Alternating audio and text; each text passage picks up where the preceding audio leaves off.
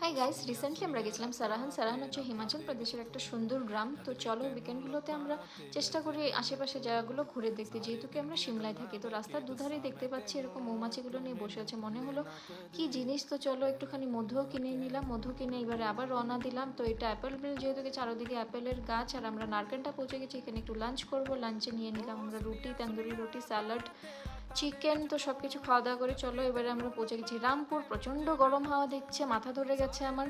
চলো রামপুর থেকে এই তো আমরা এবারে সারাহানের রাস্তায় পৌঁছে গেছি। তো এই তো আমরা পৌঁছেও গেছি আমাদের হোমস্টে। রুমটা বেশ সুন্দর, ভিউটাও খুব সুন্দর, সানসেট হতে চলেছে। আর এবারে চা ঠা খেয়ে ফ্রেশ হয়ে চলো মন্দিরে যাচ্ছি। মন্দিরে আগে দর্শন করব, দর্শন করে বেরিয়ে সুন্দর ছোট্ট গ্রামটা একটু ঘুরে দেখব। আর সন্ধ্যার পরে আমরা হোটেলে চলে যাব। তো সকাল সকাল উঠে পড়েছি। গুড মর্নিং সবাইকে। চলো মন্দিরে আমরা দর্শন করে এবারে রওনা দিয়ে দিয়েছি। এটা হচ্ছে রামপুরের বাদাম প্যালেস। দেখে চলো এবারে বাড়ি যাই। Bye bye.